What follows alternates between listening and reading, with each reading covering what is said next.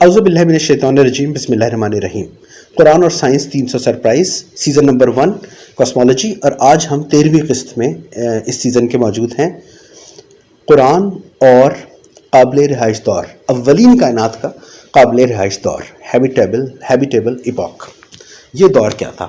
اس کے بارے میں ہم صرف ایک اہم ترین سائنسدان کی اہم ترین دریافت، اہم ترین الفاظ اور نہیں انہی الفاظ کا قرآن میں موجود ہونا بیان کریں گے اولین کائنات کے نقشے میں، جب تخلیق کائنات کے شروع کے ابتدائی مراحل جاری تھے۔ آئیں دیکھتے ہیں۔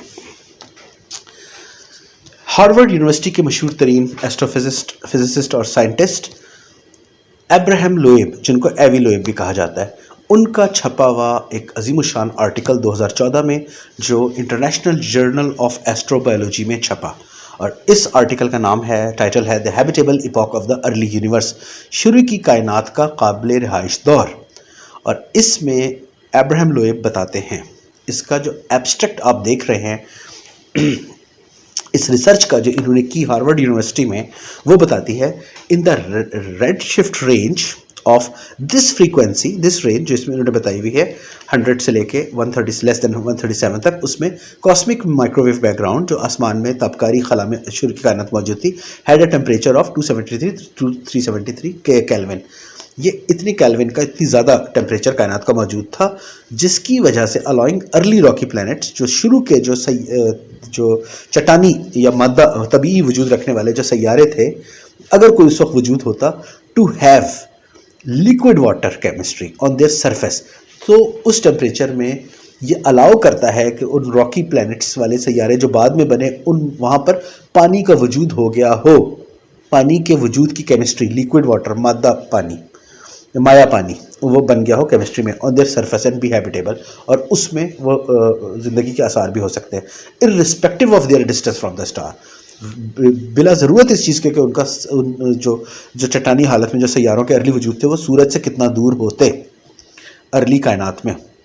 ان دا اسٹینڈرڈ کاسمولوجی، یہ کاسمولوجی کا ماڈل ہے، the first star forming halos with over Hubble volume started collapsing at these red shifts, اور یہ ریڈ شفٹ کی جو رینج بتائیے، اس میں وہ آپس میں کولائڈ ہونے لگے۔ جو فرسٹ اسٹارز کی جو فارمیشن تھی، ان کے جو ہیلوز تھے، allowing the chemistry of life to possibly begin when the universe was merely 10 to 17 million years old۔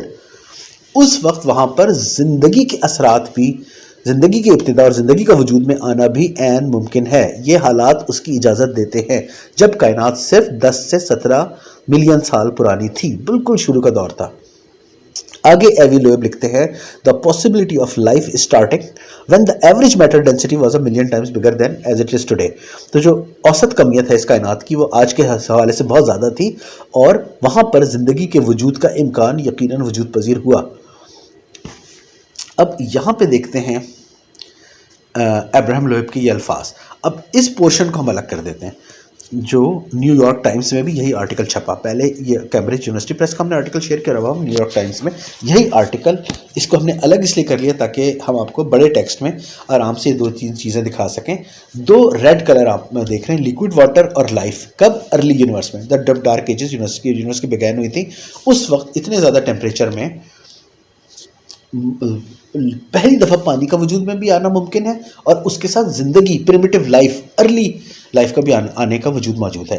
اور یہ کہ جرنلسٹک الفاظ ہیں، سائنس کے لحاظ سے آپ کو زیادہ سمجھ آ جائیں گے نیو یارک ٹائمز کے، تو اس کو ہم پڑھتے ہیں۔ The dark ages span a period during which the temperature of cosmic background radiation cooled from some 4000 kelvins down to about 60 K۔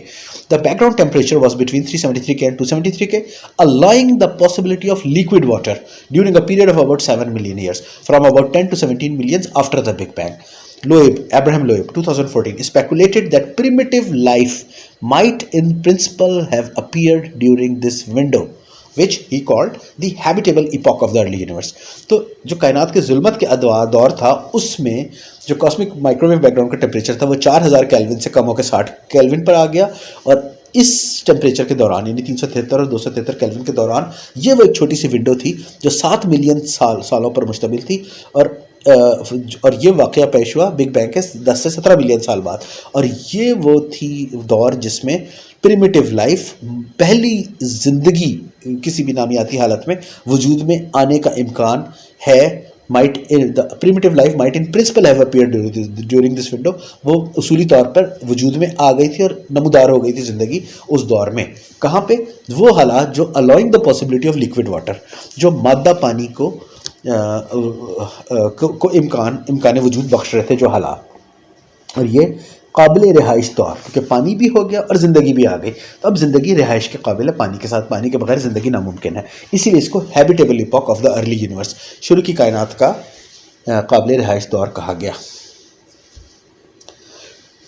Ibrahim لوئب Harvard university کے عظیم ترین سائنسدان ہیں، آج کے دور میں بہت پاپولر سائنسدان ہیں.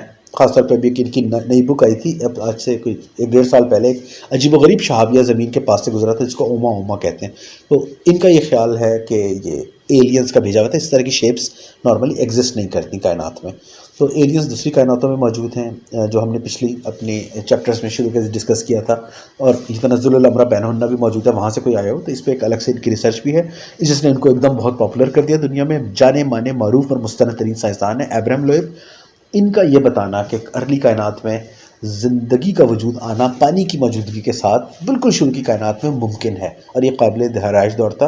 اور primitive life might have appeared in that window of time with the possibility allowing the conditions for the liquid water. یہ سب انہوں نے بیان کیا. کیا ابراہیم لوئب کے 2014 کی یہ ریسرچ، تحقیق اور الفاظ وہی نہیں ہیں جو قرآن نے بتا دیے 1400 سال پہلے؟ آئیے دیکھتے ہیں.